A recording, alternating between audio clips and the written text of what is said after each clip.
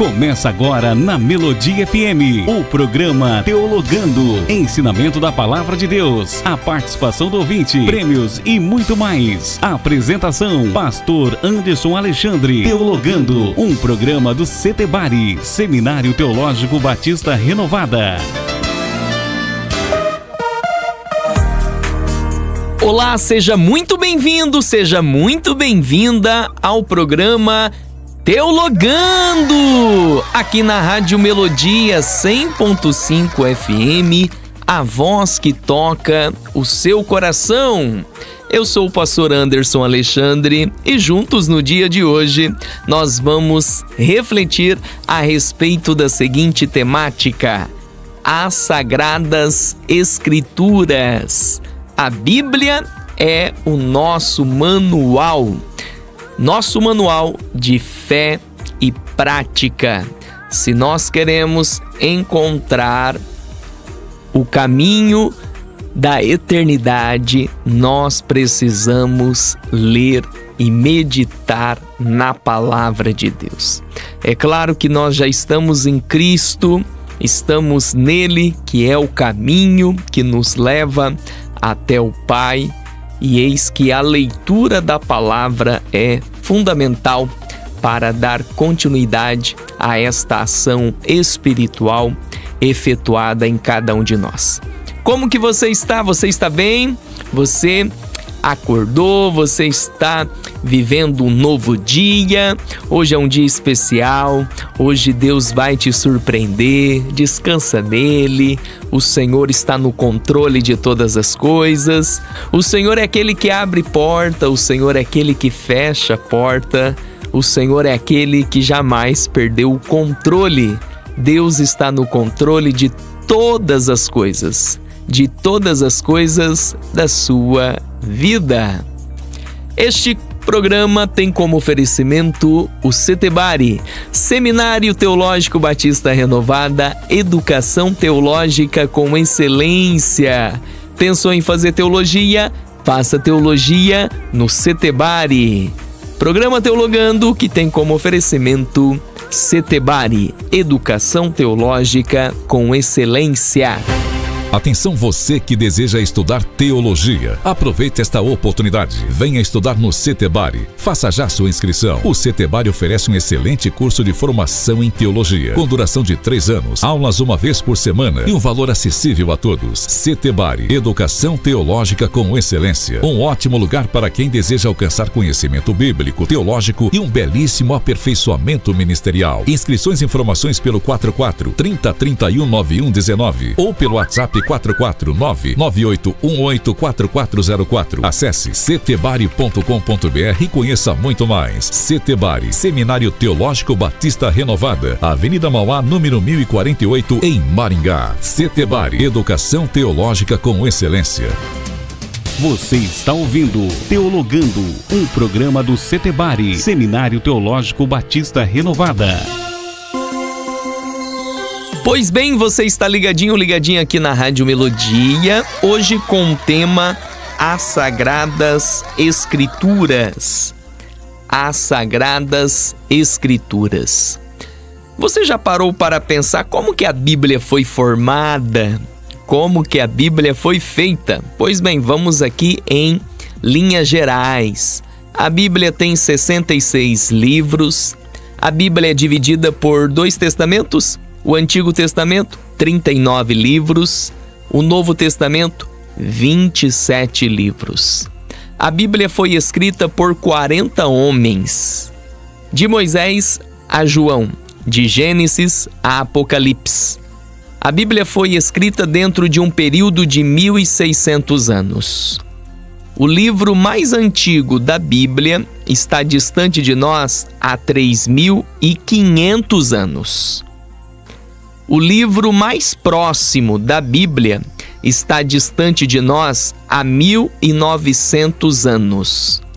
A Bíblia é a palavra de Deus dada aos homens.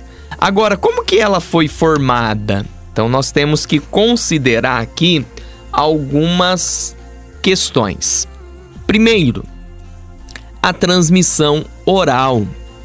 Se nós voltarmos para a história bíblica, você vai analisar em Gênesis capítulo 1, Gênesis capítulo 2 e, de modo especial, Gênesis capítulo 3, um diálogo entre Deus e Adão, entre Deus e o casal do Jardim do Éden, Adão e Eva. Você percebe a importância da oralidade, principalmente numa época que não tinha meios de anotações como se tem hoje.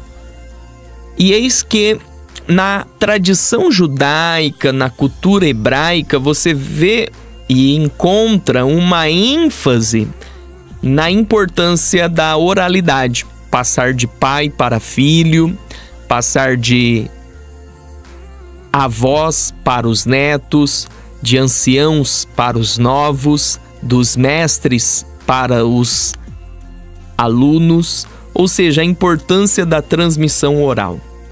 Muitos dos conteúdos que temos na Bíblia foram preservados por uma ação divina através da transmissão oral. Até que veio então um direcionamento de Deus. E Deus começa então a pedir para os autores bíblicos para que eles escrevessem, como é o caso de Êxodo 17, verso 14. Deus pediu para Moisés escrever. Moisés foi o primeiro homem, autor da Bíblia, a receber ordem divina, ordem de Deus, para escrever a Bíblia, escrever o texto sagrado. Dentro do próprio Pentateuco, Gênesis, Êxodo, Levítico, Números e Deuteronômio, ou seja, os 5 primeiros livros da Bíblia, você tem vários textos que mostram Deus pedindo para Moisés escrever.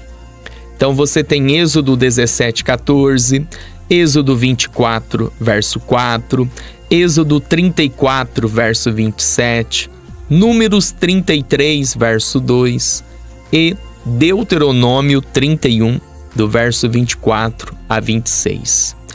Com isso, Deus começou a guiar a revelação divina por meio da escrita, ao levantar esses homens para escrever. Após Moisés veio então Josué, após Josué, Samuel e outros como Isaías, Jeremias e vários homens do Antigo Testamento, até findar com Malaquias, que por volta do ano 430 a.C. escreveu o último livro do Antigo Testamento. O Antigo Testamento foi escrito em hebraico, com algumas pequenas exceções em aramaico. O hebraico é a língua de Israel e o aramaico a língua da Babilônia. Você vai ter um pequeno texto de Jeremias, de Esdras, e uma porção um pouco maior, um pouco extensa, do livro de Daniel em aramaico. E os demais textos, livros e porções do Antigo Testamento em hebraico. Olha só que interessante. Esdras foi o responsável, ainda no século IV, para reunir os livros do Antigo Testamento e apresentar ao povo de Israel como a palavra de Deus, como as Sagradas Escrituras. E assim nós temos então a finalização do Antigo Testamento. E depois nós vamos então para o Novo Testamento. Paulo começou a escrever os livros, os evangelistas começaram a escrever os seus livros. A tradição diz que Marcos escreveu primeiro, depois veio Mateus, veio Lucas. Paulo já estava a escrever as suas cartas. E até o ano 90, com o livro de Apocalipse, nós temos já então os livros do Novo Testamento, todos já escritos.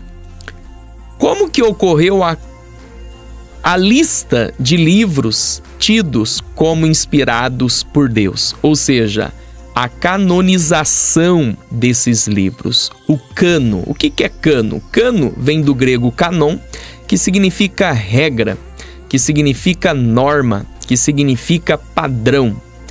Como é que surgiu uma lista de livros tidos como inspirados? Ou seja, livros estabelecidos como uma regra, uma norma, um padrão de livros inspirados. Eis que eles utilizaram a história da igreja, pelo menos 4 critérios. 4 critérios. Eles usaram o primeiro critério, a autoria apostólica, ou alguém próximo de um apóstolo. Então, aquele livro que deveria ser tido como inspirado, livro já do Novo Testamento, esse livro deveria ter sido escrito por um apóstolo, como é o caso das cartas de Paulo, como é o caso das cartas de Pedro, ou alguém muito próximo de um apóstolo, como é o caso de Lucas. Lucas não era apóstolo, mas andou com Paulo. Como é o caso de Marcos. Marcos não era apóstolo, mas andou muito com Pedro. E esses livros então tiveram que passar por este primeiro crivo, a autoria apostólica ou alguém próximo de um apóstolo. Então imagina, muitos livros não entraram. Segundo, o conteúdo coerente. O livro precisava estar em harmonia com os ensinamentos da tradição, da fé judaica, com os ensinamentos dos ensinos e da sã doutrina dos apóstolos. Então, o livro não poderia carregar um conteúdo contraditório com os ensinos de Jesus, com os ensinos dos apóstolos. O livro tinha que ter, portanto, uma sintonia, uma harmonia com os livros do Antigo Testamento, ensinos de Jesus e os ensinamentos dos apóstolos. E terceiro, amplo uso pelas igrejas. Na época da igreja primitiva, o mundo era dividido pelo menos em 4 grandes centros. Na região do mundo antigo, onde estava Jerusalém e Roma. Esses 4 grandes centros eram Alexandria, no Egito, Síria, em Antioquia, na Síria, Jerusalém, em Israel, a Palestina, e Roma, na Itália, Península Itálica, no Império Romano. Então, 4 centros: Alexandria, Jerusalém, Antioquia e Roma. Esses livros que deveriam ser tidos como inspirados por Deus, eles deveriam estar circulando nesses 4 centros. Portanto, o Evangelho de Marcos chegou em Alexandria? Chegou. Chegou em Roma? Chegou. Está em Antioquia? Está. Está na igreja de Jerusalém? Está. Então, com isso, era aprovado. Agora, se um livro só tinha sido utilizado em Jerusalém e não em outras partes, ou em Roma e não em outras partes, já não passava. Já não passava. E o 4º crivo era a edificação. Quando as pessoas leem, as pessoas testemunham que são edificadas, que são transformadas, que são impactadas, que são abençoadas. Sim, quando eu leio Marcos, eu sou abençoado. Sim, quando eu leio a carta aos Romanos, eu sinto uma edificação. Ok, então é aprovado. A igreja primitiva, por meio de seus líderes, seguiram pelo menos 4 critérios para aprovar os livros do Novo Testamento: a autoria apostólica ou alguém próximo de um apóstolo. Segundo, conteúdo coerente. Terceiro, amplo uso pelas igrejas. E 4º, a edificação. Até que, eis que, no ano 90 depois de Cristo, o Antigo Testamento pelos judeus é estabelecido como regra final de livros inspirados por Deus, de Gênesis a Malaquias, no Concílio de Jâmina. Então ali nós temos uma lei oficial, um anúncio oficial de que os livros do Antigo Testamento, de Gênesis a Malaquias, sem os livros apócrifos, são os livros inspirados por Deus. E eles usaram alguns critérios, como esse livro tem que ser escrito em hebraico. Aí esses 39 livros do Antigo Testamento passaram. Esses livros precisam ter sido escritos dentro da Palestina, quando não, em hebraico. E aí esses livros passaram. E eles então promulgaram os livros do Antigo Testamento. E agora a lista oficial do Novo Testamento se deu no ano 367. Se do Antigo Testamento foi no ano 90 no Concílio de Jâmina, já do Novo Testamento foi no ano 367 pelo bispo Atanásio.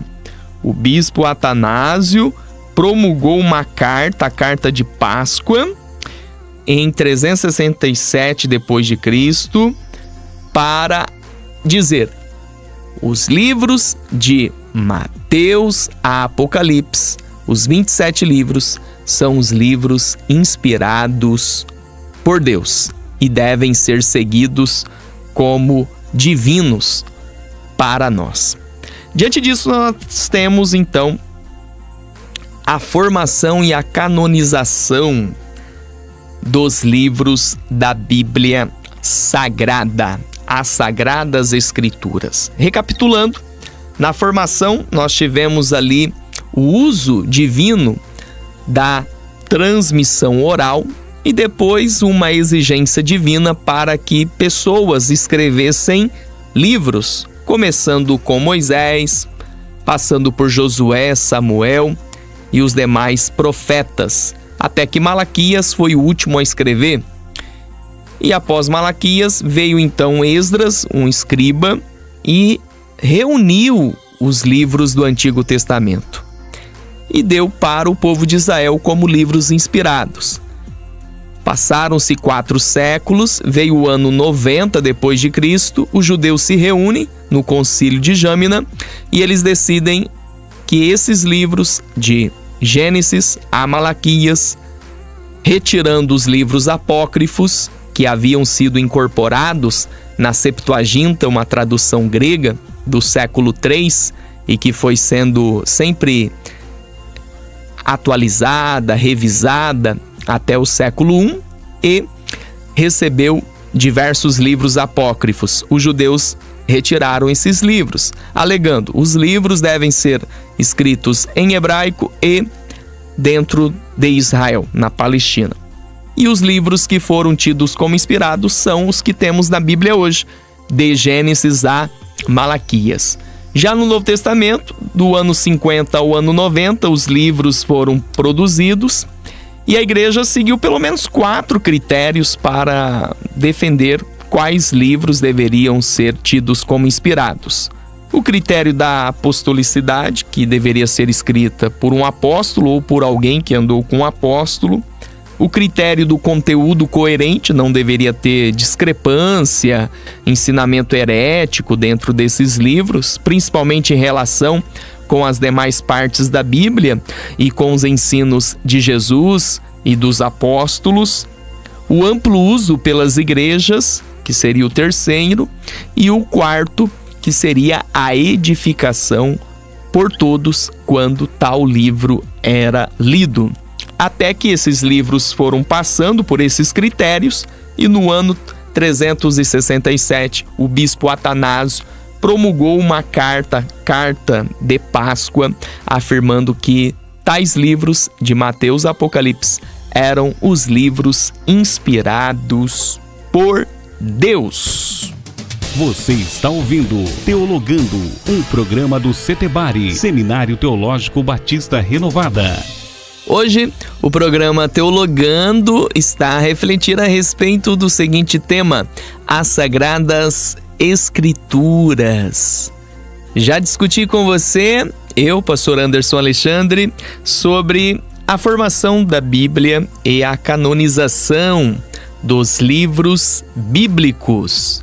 Agora nós vamos ver sobre como que se deu essa inspiração bíblica. A palavra inspiração vem do grego telpneustos, está em 2ª carta de Paulo a Timóteo, capítulo 3, versículo 16. Toda a escritura é inspirada por Deus. E o termo inspiração vem do grego telpneustos, que significa soprado por Deus.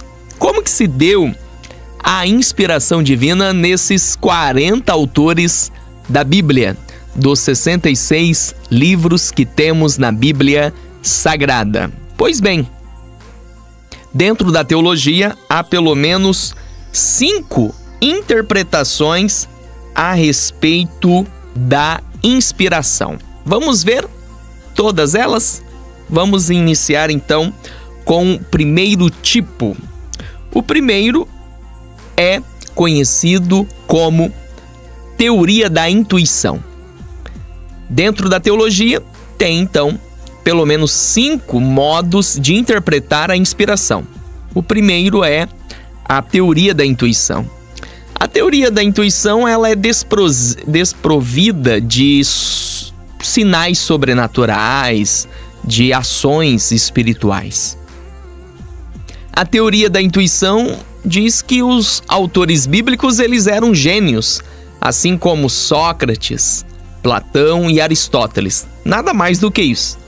Assim sendo, a Bíblia é um produto humano, é um resultado de uma mente humana. Temos então a segunda, que é a teoria da iluminação.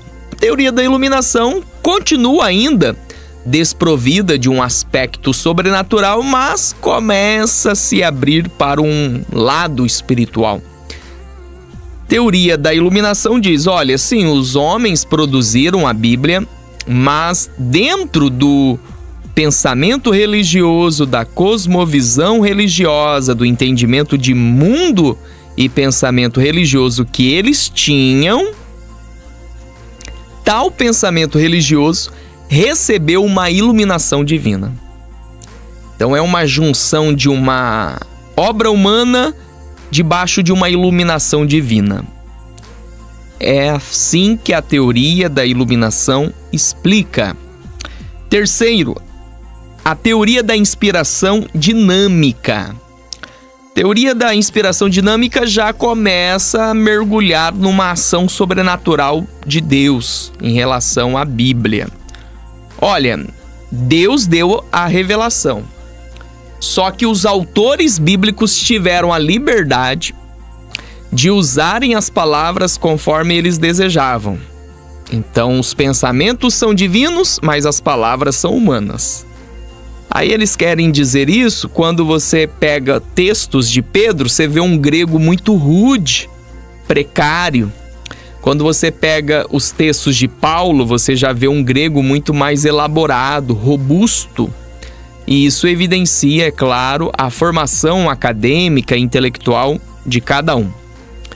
Depois, quando você pega textos de Isaías, você vê um entendimento palaciano, porque fazia parte da corte real de Jerusalém. Mas quando você pega um texto de Amós, você vê ali uma influência rural, pois era boiadeiro, era um homem do campo.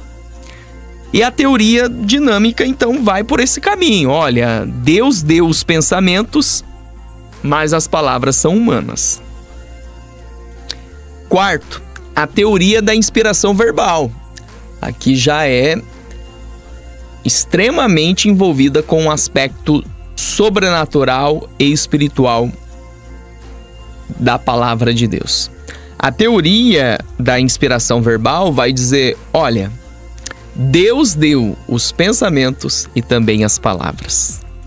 Deus é o autor da revelação que se deu na mente desses autores e também na escolha dessas palavras.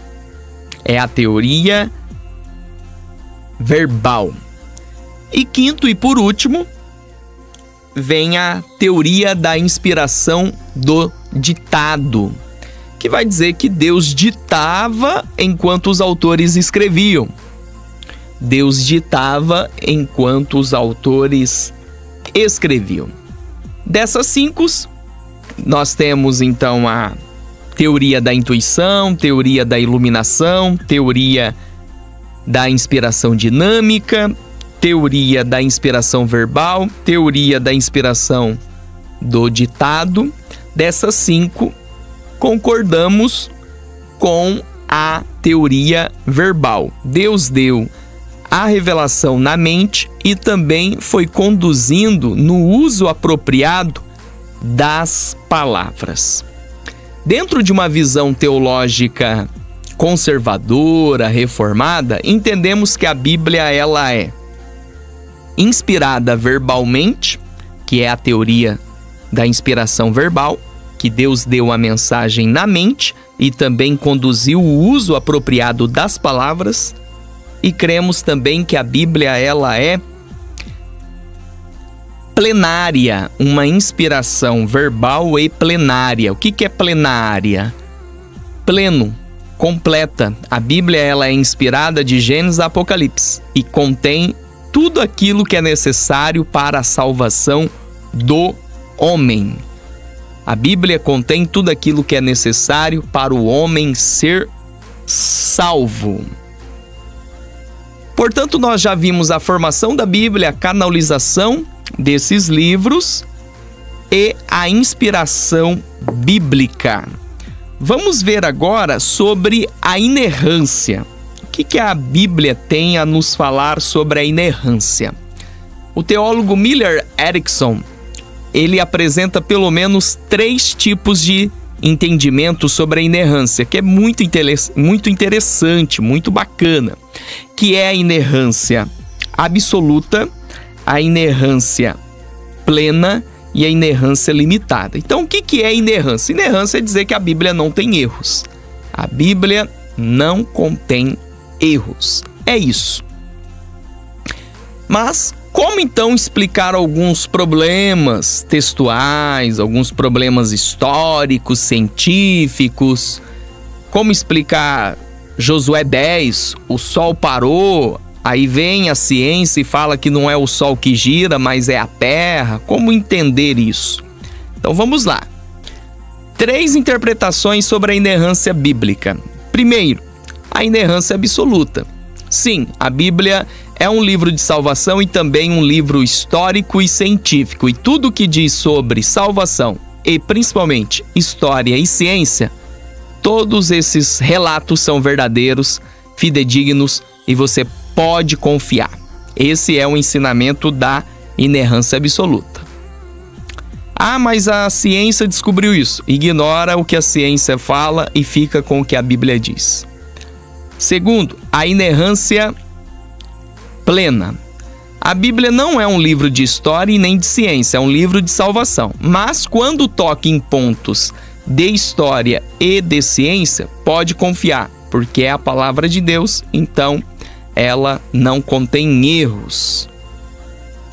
Ainda permanece numa visão bem extremista e numa visão anti-ciência. E vem, por último, a inerrância limitada, que é interessante. A inerrância limitada vai dizer, olha, a Bíblia, ela é um livro de salvação, não é um livro de ciência, não é um livro de história, e quando cita questões históricas e científicas, Deus respeitou a cosmovisão de mundo dos autores daquela época. E é interessante porque quando Josué disse e o sol parou, é porque até nós, ainda no século 21, enquanto somos crianças, afirmamos isso. Olha, o sol foi embora, o sol passou por cima da nossa cabeça, o Sol andou, o Sol estava lá e agora está aqui. Mas depois a gente vai tendo conhecimento científico, tecnológico e vai entender que não, é a Terra que gira. Rotação, 24 horas, translação, 365 dias. Então depois a gente passa a entender essas questões. E naquela época não havia ciência, tecnologia que se tem hoje. E para Josué era o Sol que estava andando. E com certeza, se Josué, por uma ação divina, olha, Josué, coloca aí que é a Terra que parou, tá? Não é o Sol.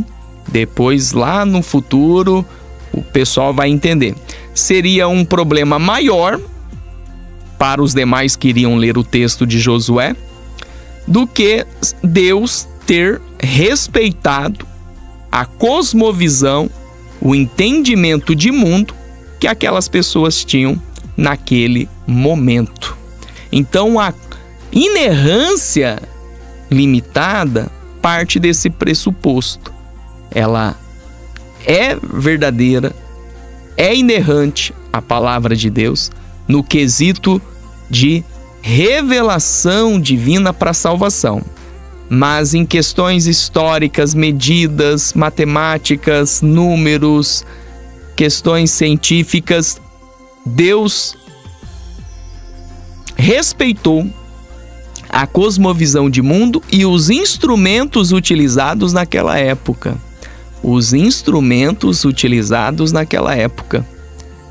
Principalmente questão de medidas. Uma forma mais precária naquela época para medir as coisas do que hoje. Hoje é possível medir uma sala só com um laser e ter uma medida precisa. Naquela época se utilizava instrumentos precários e eram medidas aproximadas. Hoje não, hoje com a tecnologia que nós temos, ninguém vai fazer uma construção, um arquiteto e um engenheiro, um mestre de obra, a partir de aproximações. Não, eles têm tudo detalhado com as devidas medidas, dada a proporção que as tecnologias nos possibilitam. É interessante esta forma, e mesmo assim defende que a Bíblia é inerrante. Assim sendo, nós cremos que a Bíblia ela é inspirada, ela é plenária, ela é inerrante e ela é infalível, a infalibilidade bíblica. E a Bíblia contém autoridade divina sobre as nossas vidas. Hoje no programa Teologando estamos a refletir a respeito das Sagradas Escrituras. Já falamos sobre a formação da Bíblia, também sobre a canonização bíblica, a inspiração e a inerrância bíblica. Agora vamos refletir sobre a autoridade da Bíblia. A Bíblia é o nosso manual de fé e prática. A Bíblia, ela é a nossa regra de fé e prática e ela é reconhecida por vários fatores como um livro de autoridade.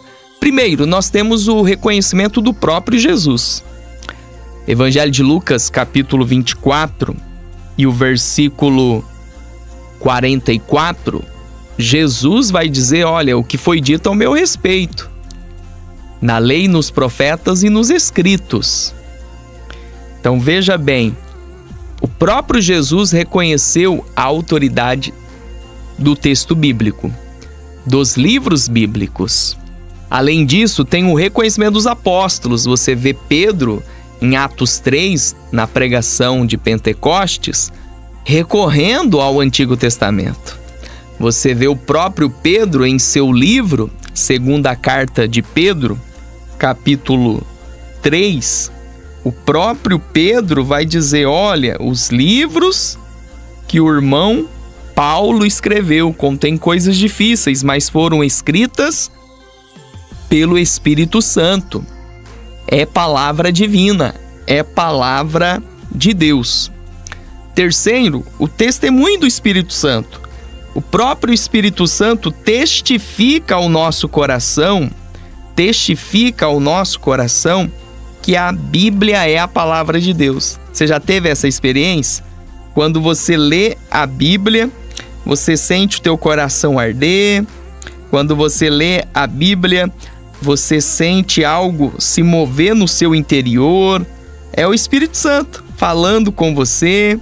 É o Espírito Santo testificando no teu coração a respeito da palavra de Deus, a respeito da palavra do Senhor.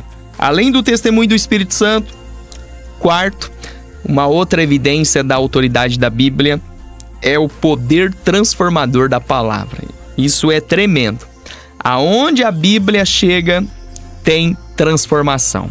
O próprio Paulo diz em 2 Timóteo capítulo 3, do versículo 15 ao 17, toda a Escritura é inspirada por Deus.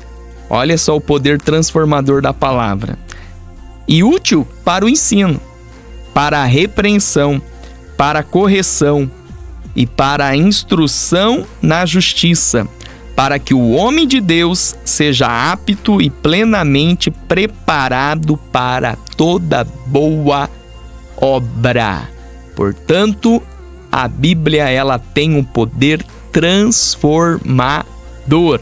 A Bíblia ela é poderosa, ela é a palavra de Deus. Assim sendo, no programa de hoje nós vimos sobre as Sagradas Escrituras, falamos da formação bíblica. Deus usou a transmissão oral, depois usou a escrita, pediu para os autores começarem a escrever os livros, e assim Moisés fez, Josué, Samuel e os demais profetas, terminando com Malaquias, até que após Malaquias, Esdras reuniu os livros do Antigo Testamento e deu para o povo de Israel como livros, tidos como livros de Deus, como palavra do Senhor. Veio o concílio de Jâmina no ano 90 e mais uma vez Israel, os judeus, reconheceram tais livros como inspirados por Deus. Vieram os livros do Novo Testamento do ano 50 ao ano 90. Eis que a igreja utilizou pelo menos 4 critérios: apostolicidade, o amplo uso, harmonia intrínseca nesses livros, não havendo discrepância, erros teológicos, e também a edificação. Quando se lia esse livro, tinha edificação, então era tido como um livro inspirado. Até que no ano 367, o bispo Atanásio promulgou então uma lista com os livros de Mateus a Apocalipse, tidos como livros inspirados por Deus. Depois nós vimos a respeito da inspiração bíblica. A inspiração, nós temos dentro da teologia algumas interpretações: a teoria da intuição, a teoria da iluminação, a teoria da dinâmica, a teoria verbal e a teoria do ditado. Concordamos com a teoria verbal, que entende-se que Deus deu a revelação na mente do autor bíblico e também guiou o autor bíblico no uso das palavras. E vimos sobre a inerrância. Dentro da teologia tem pelo menos 3 interpretações: inerrância absoluta, inerrância plena e inerrância limitada. Concordamos com a inerrância limitada, que diz que a Bíblia é um livro de salvação, não contém erros, e nos quesitos ciência, história, matemáticas e números, Deus respeitou o entendimento de mundo e os instrumentos utilizados naquela época. Contudo, a Bíblia é inerrante, é a palavra de Deus e não contém erros. E vimos também sobre a autoridade da Bíblia. O próprio Jesus reconhece que a Bíblia diz sobre ele e é a palavra de Deus. Os próprios apóstolos utilizaram os livros bíblicos, ou seja, reconhecendo como palavra de Deus. O testemunho do Espírito Santo no nosso coração e vários exemplos da transformação da palavra de Deus na vida de cada cristão. Este é o programa Teologando, que tem como oferecimento Setebari, educação teológica com excelência. Eu vou ficando por aqui e até mais com a graça de Deus. Você acabou de ouvir o programa Teologando. Volte nos ouvir no próximo sábado.